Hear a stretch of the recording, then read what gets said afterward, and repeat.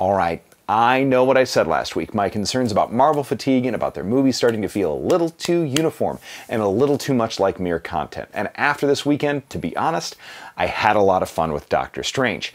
Is it a perfect film? Far from it, and we ought to talk about that. Is it a lot of fun? Yes, and we'll discuss that also.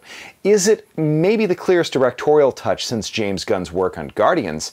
Absolutely. So this week we're talking Doctor Strange and the Multiverse of Madness, the kind of film it was, and what it means for the rest of the MCU. I'm Dan Umpton, and this is the Doomcast.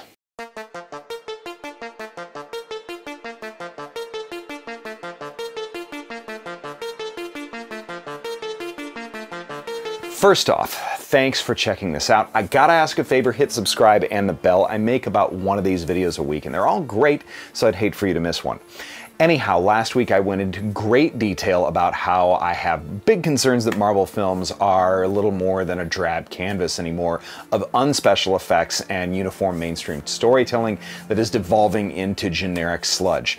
It maybe always has been a little bit, and comic films don't need to be the Godfather, because nothing is the Godfather but the Godfather. But Doctor Strange in the Multiverse of Madness is unique and fun for a few big reasons. It's also got some big flaws, and I'm gonna do this first part spoiler-free. I'll let you know when the spoilers start, so if you didn't see the film, you can jump out. Okay? Here we go.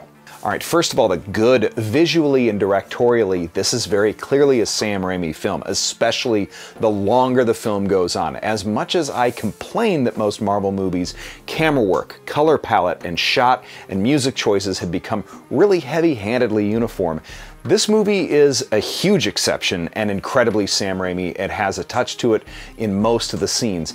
The swift close-ups, camera twists, intentionally campy lines, psychedelic guitar riffs. The trailer doesn't actually do it justice visually because fortunately it's cut from footage in mostly the first 10 and 20 minutes of the film. There's a ton of fan service cameos, of course, and a lot of returning favorite characters. From my point of view, that was also the drawback. We knew too much about too many things at the outset, either from the trailer or what was leaked intentionally, for so much of that stuff to end up going woefully or unmeaningfully developed.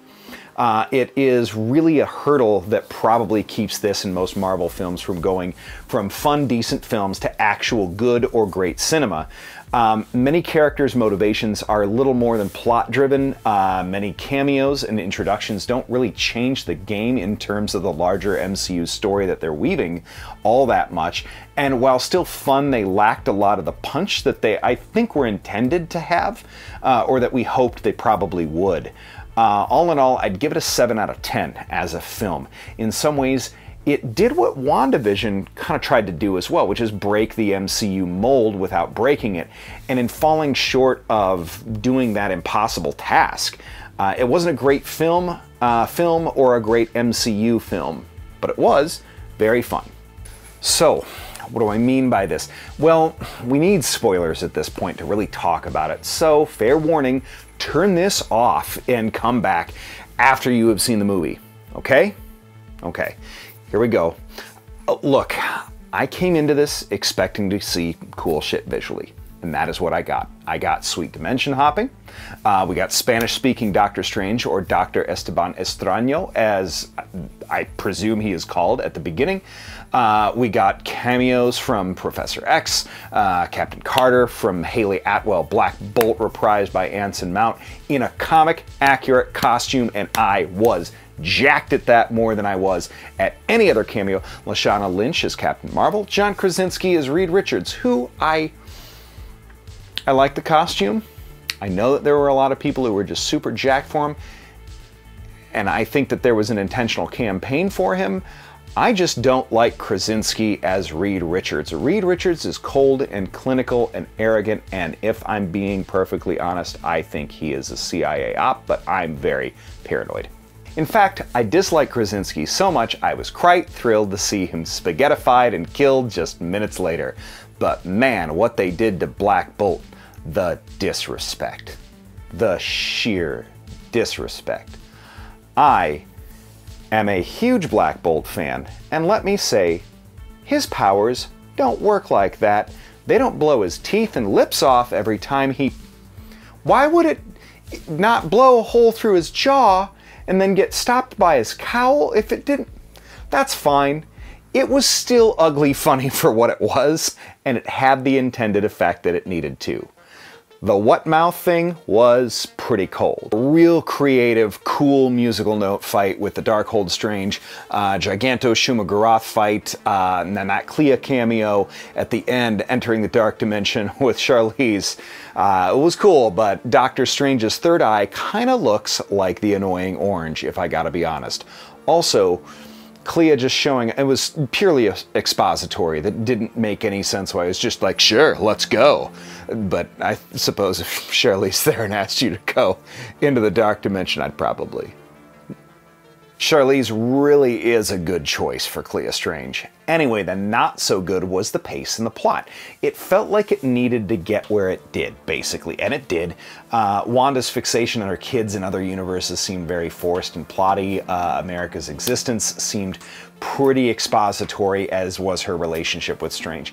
The supporting characters from that commertage that were pseudo-characters needed a lot more and deserved it. The Minotaur guy should have had some cool story. The woman who may or may not have been a Wakandan sorcerer, I would like to know more about that. She stabbed the Darkhold, she deserved a lot more. The monsters and Christine's new husband had more reason to be there than those two people did. Nick West losing his cats got treated like a joke, which it wasn't. That shit would be devastating. The monsters at Mount Wundagore got hardly an explanation, and they went down really easily except when they weren't supposed to go down easily. How Scarlet Witch destroyed Mount Wundagore and that in turn destroyed every other Darkhold in every other universe made no real sense to me. How the Book of the Vishanti, the MacGuffin they were looking for the entire time, was worthless made little sense, but okay. What was it that Wanda said to the Scarlet Witch that made her back off and decide to not murder her and everyone else and her fake kids? That made no sense because it was like literally in Sokovian or Russian, I think. And that made the stakes seem kind of weirdly low, right? Because she wants America's power to take her to another dimension to get her kids. And Doctor Strange is like staunchly against this and staunchly against her going to another dimension to murder one Wanda, and instead lets her murder like 1,000 other sorcerers and a bunch of people in other universes when he could have, I don't know, maybe he could have let America punch her into the one universe where Wanda's kids survived and another Wanda had died already of, I don't know, cancer. Who knows? Or just let her make new magic kids. What's the difference? If your original kids were magic, why not magic up a couple new kids?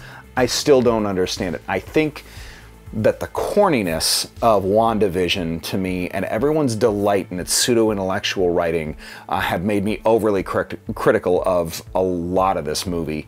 But anyway, sure. It felt very plot-driven. A lot of it was nonsense. There was a lot of stuff where it wasn't clear what any character wanted, but it was fun. And look, this wasn't even the worst Marvel movie. It's not even the worst Sam Raimi movie by a long shot. We got Doctor Strange possessing his own rotted, deadite corpse, and he flies to fight a witch on a mountain with a cloak made from the souls of the evil dead. That is peak Raimi, and that is metal as hell, and it was cool to watch. I love that. Do I think it's cinema? Maybe. Maybe this movie is maybe more cinema than a lot of other Marvel movies have been. But was it great?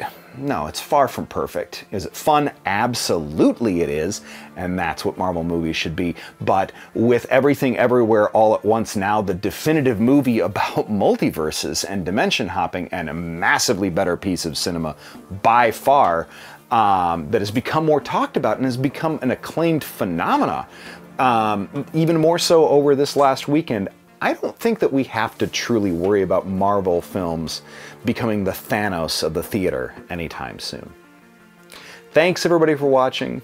I hope you enjoyed this. I hope you enjoyed Doctor Strange. I thought it was a blast. We'll see you again next week.